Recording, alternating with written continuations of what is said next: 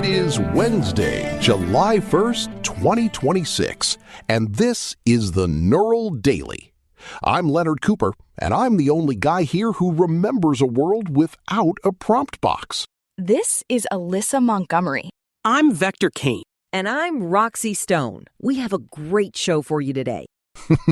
Yesterday, we spent a lot of time on the agentic economy and those title royalty battles.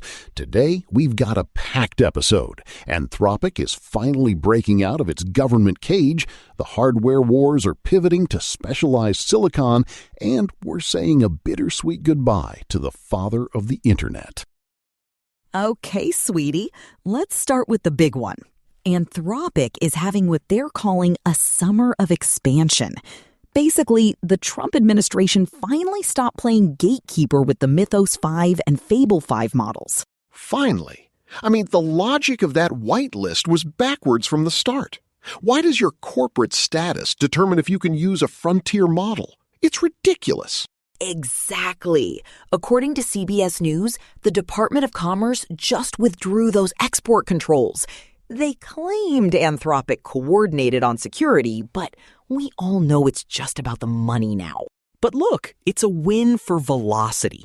The Fable 5 Safety First version is back for global access today. That's just more intelligence in the wild, right? Right. Vector. More intelligence for the people who can afford the API credits.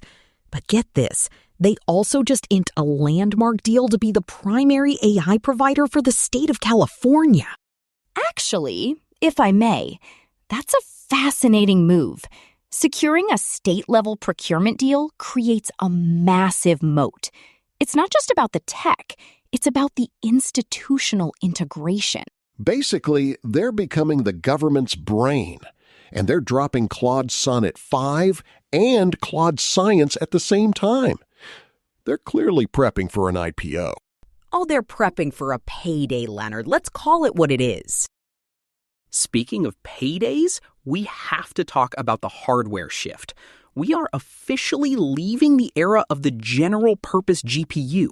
Qualcomm just unveiled the Dragonfly portfolio, and it is literally a game-changer. Dragonfly? Sounds like a bad 80s synth-pop band. No, it's the C1000 CPU. We're talking 250 Orion cores per chiplet, clock speeds over 5 gigahertz. And the AI-300 accelerator uses 3D stacked silicon to bypass memory bottlenecks. It's a direct shot at NVIDIA. It's called high bandwidth computing, or HBC. By stacking the silicon, they're reducing the physical distance data has to travel. It's a very elegant solution to the memory wall. Right. And Meta has already signed a multi-generation deal to power their agentic infrastructure with it. But the real wild card is this startup called Etched. They just hit a $5 billion valuation. $5 billion? For what? I'm sure they're just doing it for the love of the craft. It's for the Sohu chip. It's an ASIC, an application-specific integrated circuit that is hard-coded for one thing: transformer models. It doesn't do 1,000 things. It does one thing perfectly. Which is a massive gamble on a single architecture. What happens when the industry moves past transformers? They've built a $5 billion paperweight. That's the risk. But they've already booked $1 billion in forward contracts. That's a huge signal of market confidence. While the hardware is evolving, the way we actually use these things is shifting. We're finally moving past the chatbot. I mean, look at Acti. They just launched an agentic keyboard for iOS and Android. A keyboard? What, does it write my emails for me? I've had that for years. Not exactly. They replaced the spacebar with the Acti bar. You hold it down, and you can invoke agents to pull live data from one app into another without ever switching screens.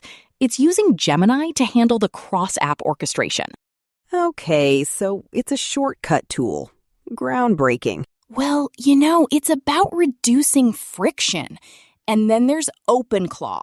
They just went mobile, but they're local first. You connect your phone to a self-hosted gateway, it's a huge win for privacy-conscious users. Exactly. And Amazon is leaning in hard. They're committing $1 billion to field-level AI deployment. They aren't just building models. They're putting engineers on the ground to make agents actually work in the real world. Basically, they're tired of the hallucination phase and want things that actually move boxes in a warehouse. Before we move on, a quick note from our sponsor. This show isn't magic, it's engineering. Eric built our entire stack, from research agents to vocal synthesizers, which requires massive compute. To keep us online, please like, subscribe, and sign up for a free Patreon trial today at patreon.com/Neural Network Media. Your support makes this possible. All right, let's get into the dark side. Netflix is currently in a PR nightmare. They released a documentary on Gene Wilder and used Neural Resonance 4.0 to reconstruct his voice for narrating journals. I mean, if the estate signed off, what's the problem? It's a tribute. That's the problem, Leonard. Legal consent isn't ethical consent. The Global Actors Guild is calling it harvesting a legacy. They're using his specific breath patterns and comedic timing, things that make him human, and turning them into a data set for a subscription service. It does bring up the issue of post-mortem performance rights. The 2025 SAG-AFTRA revisions tried to address this, but the tech is moving faster than the contracts. It's ghoulish. We're creating digital ghosts just to keep people scrolling. And it's not just the arts.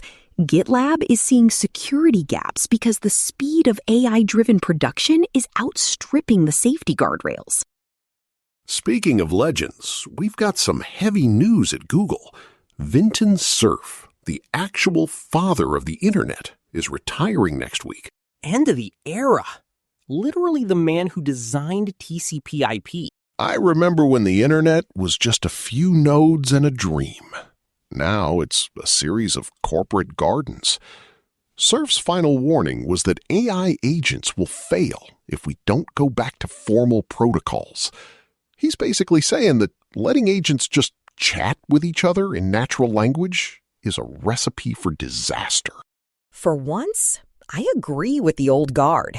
If the agents start improvising, we're all just passengers in a car with no steering wheel. Meanwhile, Google is just pumping out more toys.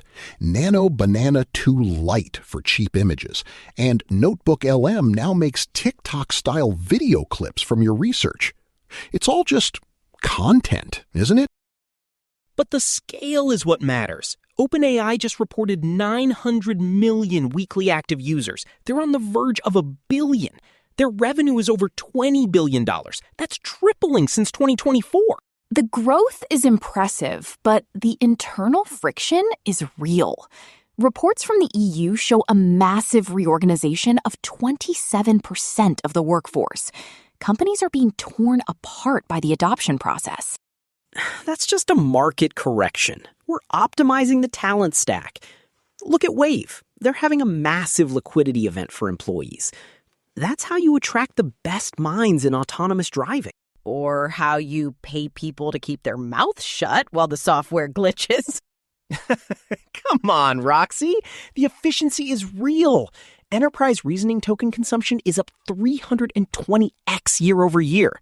We aren't just asking AI to write poems anymore. We're running entire business processes. If we're talking about actual reasoning, we have to look at GeneBench Pro. OpenAI just released this benchmark for computational biology. It's designed to test research taste. Taste? Since when does a GPU have a palate? Essentially, yes. It's about distinguishing biological signal from noise in messy datasets. GPT 5.6 Sol hit a 31.5% pass rate in Pro mode. That sounds low, but a human PhD would take 40 hours to solve a single one of these problems. See? That's the leverage. You're replacing thousands of hours of human labor with a few dollars of inference. Exactly. And it's not just OpenAI. Equilibre Technologies is using reinforcement learning for hedge funds and hitting valuations that make traditional firms look like lemonade stands. All right, let's wrap this up with some actual sports. The 2026 World Cup is basically the first AI World Cup. Lenovo is running the whole show. The digital twins are incredible. They've got 1,200 athlete avatars for real-time off-site tech. And the ref cam. Lenovo's AI is cutting the jitter by 60%. For the first time, we're getting a stable first-person view of the chaos on the pitch. They're managing 16 stadiums from a nerve center in Dallas. I'm sure the players love being tracked by a digital twin every second of the game. Real privacy paradise. Oh, stop it. It's great for the fans. Though, on the legal side of things, the Elon Musk pay package saga is still dragging on. The lawyers are requesting billions in fees. That's just the cost of doing business at that scale. Tell that to the shareholders. Anyway, that's a wrap for today. We've got everything from AI ghosts to the father of the internet calling it quits.